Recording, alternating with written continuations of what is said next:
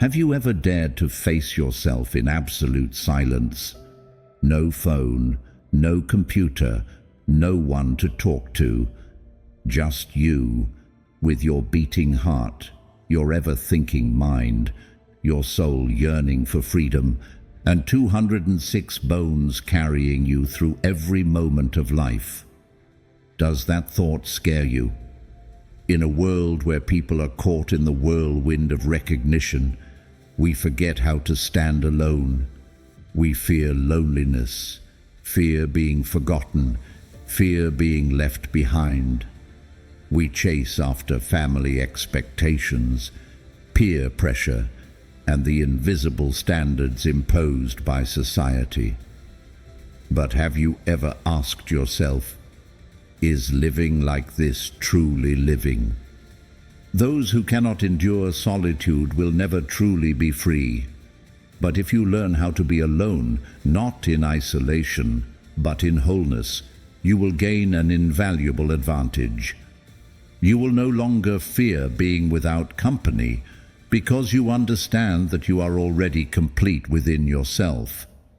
And the wonderful thing is, when you know how to live alone, you will also know how to be happy with others without needing to rely on them. Remember, this life is yours. Don't let anyone decide how you should live it. 1. Self-control, the key to freedom. While most of us will never be locked behind closed doors, many of us are imprisoned by our own lack of self-control. When you cannot control yourself, you easily become a puppet manipulated by emotions, circumstances, and the people around you. Self-control is not just about restraining anger or resisting temptation. It is about mastering your thoughts and actions. It means not letting external factors dictate your life and not allowing the expectations of others to decide how you live. A person may possess all the money, power, and status in the world, but if they lack the ability to control their thoughts, emotions, and behaviors, they remain a prisoner of their own mind. Epictetus once said, "No man is free who is not master of himself." True freedom does not come from external circumstances, but from inner stability. If you constantly react in ways others expect, if you allow praise or criticism to shape who you are, then you have never truly lived for yourself. Living for yourself does not mean being selfish. It means understanding who you are, knowing what you want, and pursuing it with determination, without being swayed by societal prejudices or external pressure. When you depend too much on others' approval, you hand over control of your life to them. This makes you a victim of imposed standards rather than the driver of your own destiny. A truly free person is someone who knows how to say no to things that do not align with their values, who protects their time, energy, and focus for the goals they truly cherish. Vincent van Gogh was one of the greatest painters in history, yet he sold only one painting in his lifetime. He was shunned by society, considered a failure by his family, and spent much of his life in loneliness and suffering. Instead of seeking validation from others, Van Gogh chose his own path, painting. He did not let rejection or criticism extinguish the creative fire within him. Despite poverty, hardship, and being labeled insane, he never stopped painting. Van Gogh's self-control is evident in how he refuses to let circumstances dictate his life. He did not follow the prevailing artistic trends, but instead developed his own distinctive style: thick, bold, emotionally charged brushstrokes. Today, his works like Starry Night and Sunflowers are immortal masterpieces. Had Van Gogh allowed isolation and judgment to control him, the world would never have known his artistic genius. This powerfully proves that when you truly master yourself, you can create and contribute without needing anyone's approval. Self-control does not mean being indifferent to others or rejecting help. It means not depending on others to find happiness or determine your self-worth. When you cultivate self-discipline, you no longer react impulsively or let negative emotions control you. You become calmer in the face of challenges, steadier in the face of failure, and most importantly, you do not allow external factors to dictate your inner state. We cannot fully control the world, but we can always control how we respond to it. When someone criticizes you, you can choose to react impulsively, or you can remain calm and not let their words define your worth. When facing difficulties, you can choose to complain and blame, or you can focus on what you can do to change the situation. All these choices are in your hands, and your ability to manage them is the key to unlocking true freedom. Self-control is not just a skill, it is the foundation of a free and meaningful life. If you do not master yourself, others will master you. If you do not decide how to live, the world will decide for you. Remember, no one can truly control you unless you allow them to. And when you learn to control yourself, you not only become stronger, but you also find true freedom. 2. Stop looking for external validation. From a very young age, we become accustomed to seeking recognition from the outside world to know whether we are doing well or not. When we complete a scribbled drawing or achieve a high score on a test, we look forward to seeing our parents smile and say, "Well done." We crave the proud gaze of our teachers and friends when we accomplish something outstanding. That praise becomes a small flame that warms our hearts and motivates us to keep striving. All of this is normal and necessary. Society operates on connection, and no one can be completely isolated from others. However, problems arise when we become too dependent on that recognition. When we evaluate our self-worth solely based on others' reactions, we unknowingly lose ourselves. Ask yourself, if no one praises you, would you still feel good enough? If no one applauds, would you still see yourself as worthy? External recognition is like fast food, easy, tasty, but it cannot nourish you for long. One day, when there is no applause, when no one says you did well, you will fall into emptiness. You will feel like a drifting boat on the ocean, not knowing where the shore is. Stoicism teaches us that true happiness does not come from others' recognition, but from internal control. Epictetus once said, "If you are ever tempted to look for outside approval, realize that you have compromised your own integrity. If you need a witness, be your own." Epictetus reminds us that all external recognition is fleeting, and if we let it define our worth, we are trading ourselves away. Be your own witness. Be the first to say, "I did well," even when no one else does. Waiting for others' approval is a form of bondage. When you constantly ask, "Do they like me?" or "Do they think I am good enough?" you are placing the power over your emotions in someone else's hands. Look at the story of Michael Jordan, one of the greatest legends in NBA history. In high school, He was once cut from the basketball team. If Jordan had let others' disappointment define his worth, he would not have continued to train and push himself to become an icon.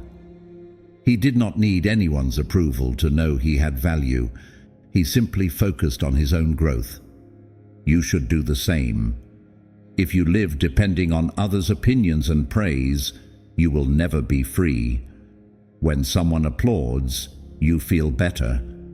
When someone criticizes, you fall apart. But if you can stand strong without anyone's validation, you become invincible. This does not mean you should ignore everyone or become indifferent.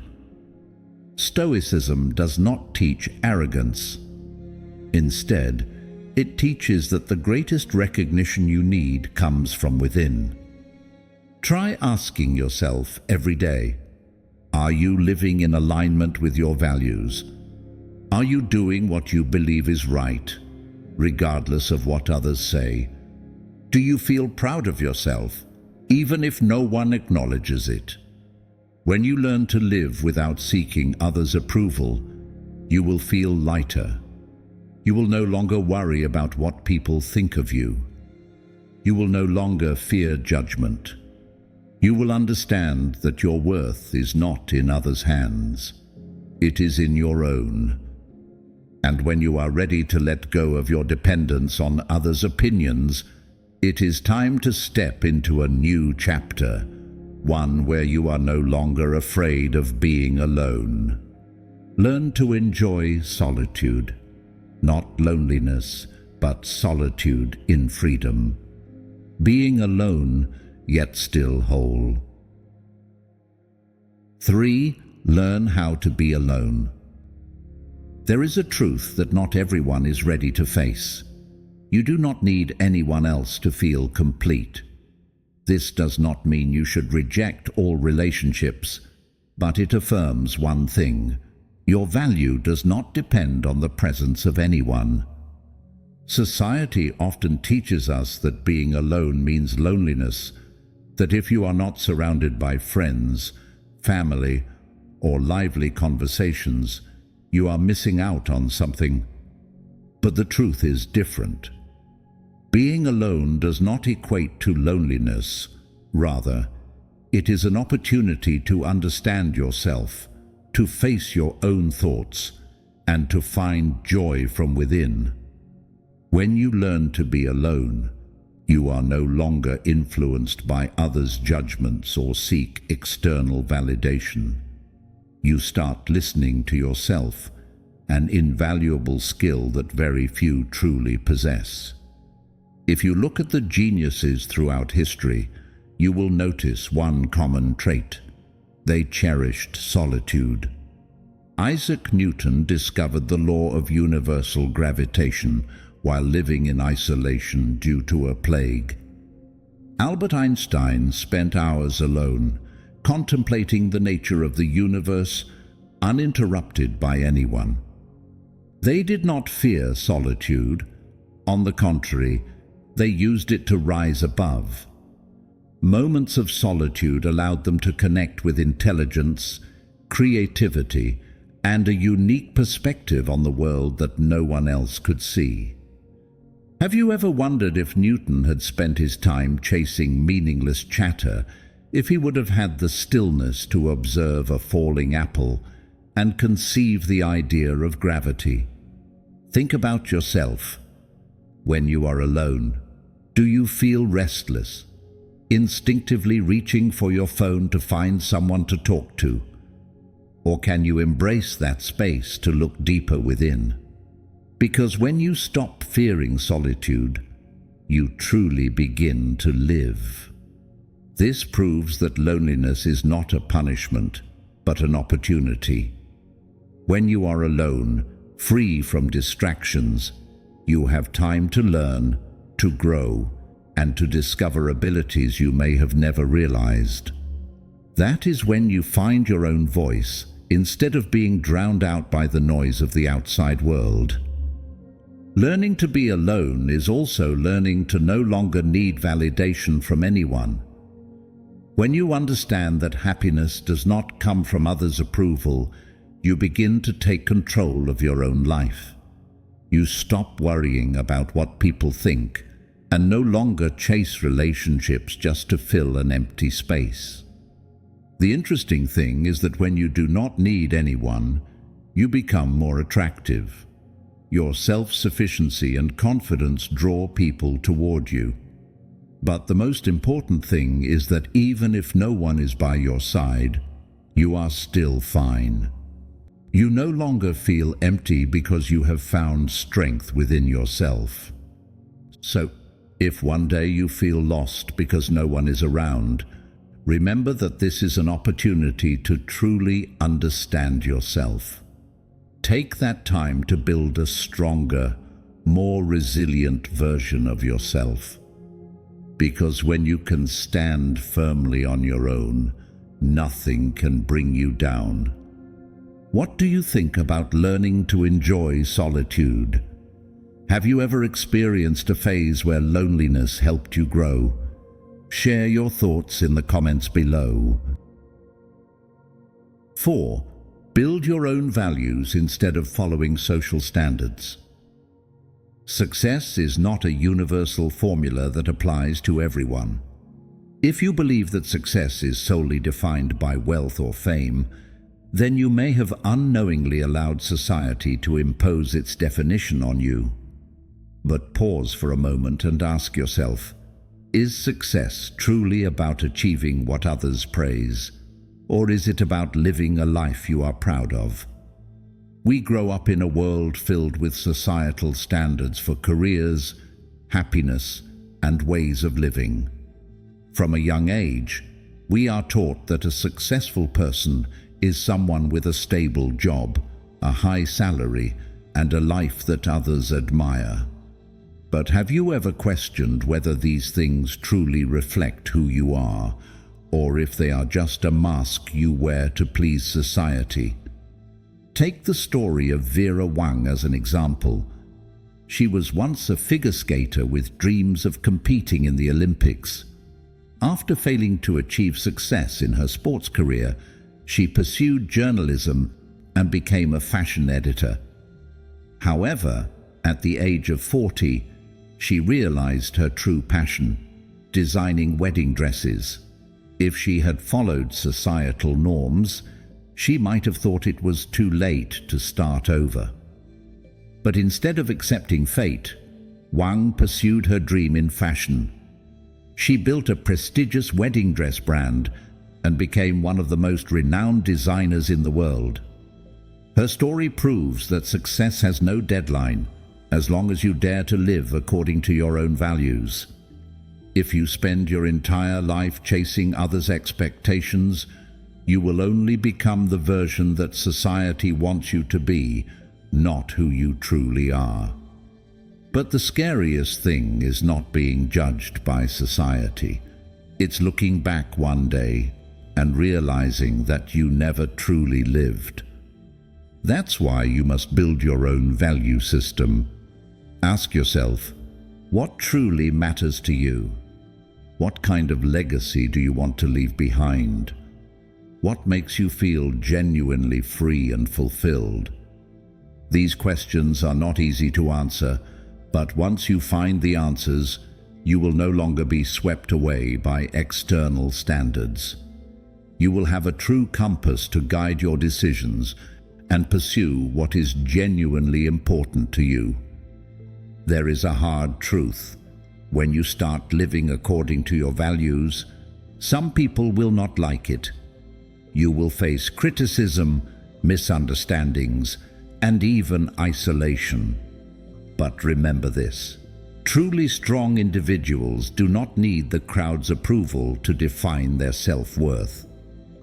Marcus Aurelius, one of the greatest Roman emperors, once said, "You have power over your mind, not outside events. Realize this, and you will find strength." Building personal values means you control your own thoughts instead of letting the outside world control you. This doesn't mean you have to resist everything, but rather that you learn to be selective. what is worth listening to and what is not, what helps you grow and what only drags you down. So how do you truly live according to your values? The answer is, you must be willing to let go of things that no longer align with your path.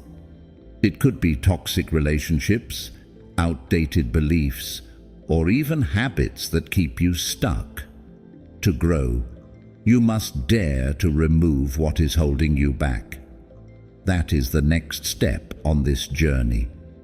And that's what we'll explore in the next section: how to eliminate the things that hinder your personal growth. If you find this content valuable, stay tuned until the end so you don't miss out on important lessons.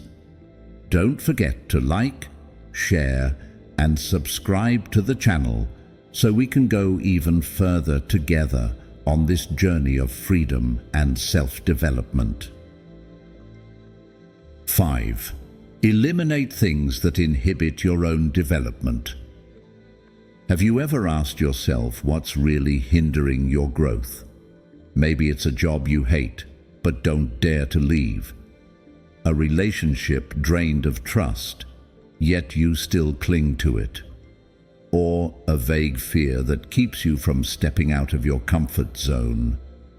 We often think that to grow, we need to add more skills, more opportunities, more connections. But the truth is, sometimes growth doesn't come from accumulation, but from elimination. Life is like a garden. For plants to thrive, we don't just need to fertilize them, we must also prune the withered branches. Yet, the paradox is that what holds us back is often what feels familiar: our stable jobs, long-term relationships, or even deeply ingrained habits. We hold on to them not because they're truly good for us, but because we fear the emptiness that comes with letting go. However, if we continue this way, we'll never have enough space to grow. Do you dare to pursue your dreams even after failing over and over again? Henry Ford once faced bitter failures. His first company, the Detroit Automobile Company, collapsed after just 2 years due to poor product quality and high production costs. Undeterred, he went on to establish the Henry Ford Company, only to be ousted from the very company he built. Many people might have given up after 2 failures, but Ford didn't. He realized that to succeed, he had to abandon old ways of thinking about car manufacturing. Instead of making expensive cars for the elite, he focused on a new vision: creating an affordable vehicle for the masses. In 1908, the Ford Model T was born, and within a few years, it revolutionized the automobile industry. If Ford hadn't had the courage to discard outdated manufacturing methods and persist in his vision, the world today might be very different. But how do we know what's worth keeping and what needs to be let go? Ask yourself a simple question: is this still helping me grow? If a relationship only brings pain and makes you lose yourself, is it worth maintaining? If a job drains you more than it inspires you, is it worth dedicating your life to?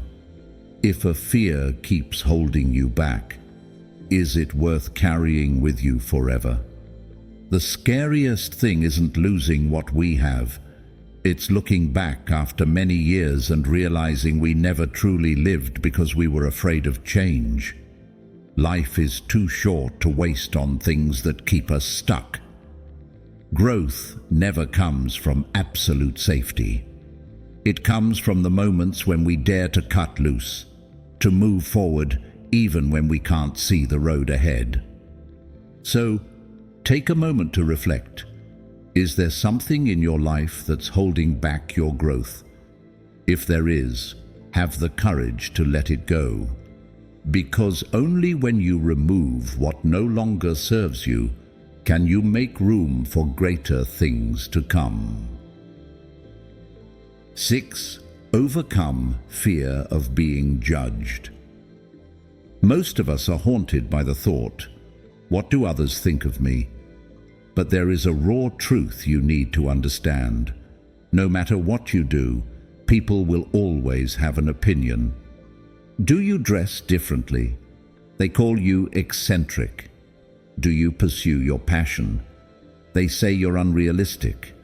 Do you live cautiously and follow the crowd? They criticize you for being ordinary. You can never please everyone. And so the fear of being judged is an invisible prison, one that only you have the power to escape. The fear of judgment is not just a passing feeling. It is a chain that restrains your life.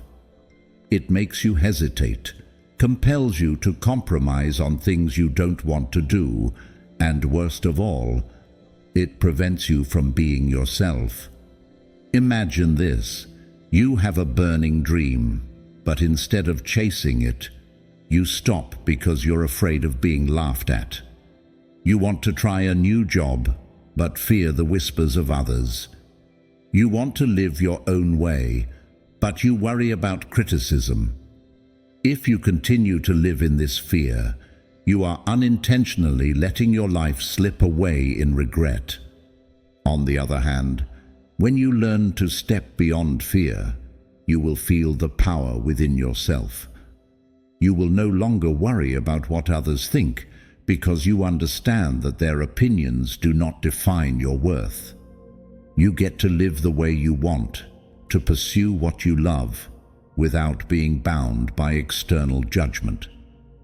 History remembers those who dared to go against the majority, those who stepped out of their comfort zones and pursued their own paths despite criticism. Vincent van Gogh is a clear example of this.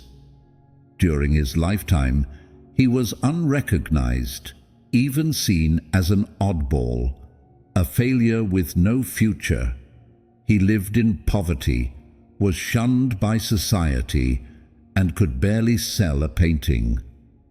People around him looked at him with pity, even mockery. But he did not paint to please others. He painted because it was the only way he could truly be himself. Today, Van Gogh's paintings are worth far beyond imagination, becoming priceless masterpieces. Those who once mocked him have faded into oblivion, but his legacy endures. His story reminds us that people's judgments are fleeting, but what you create, what you believe in, that is what will stand the test of time. If you fear being judged and let others dictate your life, you will forever be trapped in the framework they impose. If Van Gogh had listened to the ridicule, he might have abandoned his brushes long ago. If successful people feared judgment, they might never have taken their first steps. And if you let others' opinions control your life, you will always remain confined within boundaries set by others. Do not let fear control you. Do what you believe in. Pursue your passion. Do not waste your time worrying about opinions that hold no real value, because those who judge you today will be irrelevant in a few years. The only thing that will remain is what you have done, how you have lived, and the mark you have left. So, what's the next step? Don't just live to exist. Dare to truly live. Don't take the easy path just because it faces less opposition. Choose according to your heart, regardless of the noise around you, because in the end, this life is yours, and only you have the right to decide it. And that leads us to a more important question. Do you have the courage to truly live? Let's explore that in the next part. 7. Dare to live truly and choose according to your heart. Life passes by quickly. Seconds turn into minutes, minutes into hours, hours into days, days into weeks, weeks into months. Life keeps moving forward. Time does not stand still, no matter how much we wish it would. The big question here is, am I living the life I truly want, or is life just passing me by? Let's look at today. What have you done differently from yesterday? We wake up, go to work, come home, go to sleep, and then tomorrow comes. It feels like an endless cycle. Will tomorrow be any different? Now is the time to take back control of our lives and live the way we truly desire. So, how do we do that? Being true to yourself is not easy. Society teaches us how to fit in, how to please others, how to behave so we won't be judged. We grow up with expectations imposed by others. Study this field, get that job, live the way people expect you to. But at some point, we have to stop and ask ourselves, is this my life? Or is it the life others want me to live? Being true to yourself doesn't mean rebelling or resisting. It means listening to your inner voice, understanding your own values, and having the courage to follow your heart. When we dare to express our opinions and walk our own path, we don't just free ourselves from invisible chains, we also open doors for the right people to enter our lives. Lady Gaga didn't become a star overnight by luck. Before becoming one of the greatest musical icons of our time, she faced countless criticisms and doubts. When she first entered the music industry, she was rejected, ridiculed, and told she was too different to succeed. Record labels turned their backs on her, claiming her style was too eccentric and didn't fit the mold of a typical pop star. But instead of changing to please the masses, Lady Gaga stayed true to herself. She wasn't afraid to wear bold outfits, experiment with creative music, and perform with all her passion. She wasn't scared of being misunderstood or mocked because she knew that only by being true to herself could she truly shine. And then something magical happened. Not only did she achieve massive success, but she also built a loyal fan community. People admired her not because she tried to please them, but because she dared to be herself. Lady Gaga is living proof of a simple yet powerful truth. When you live authentically, you not only find success, but you also attract the right people into your life. One of the biggest mistakes we make is trying to please everyone. But what's the truth? You can try your best, but there will always be people who disagree, dislike, or misunderstand you. And that's not your problem, it's theirs. The right people will stay, the wrong people will leave, and that is completely okay. You were not born to be a copy of someone else, nor to live according to others' expectations. When you learn to let go of the obsession with seeking approval from everyone, you will feel a kind of freedom you never knew before.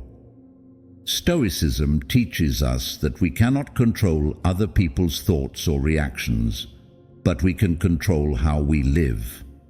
You can spend your entire life trying to make everyone happy, or you can spend it living true to yourself. What will you choose? Ask yourself, if you weren't afraid of being judged, what would you do?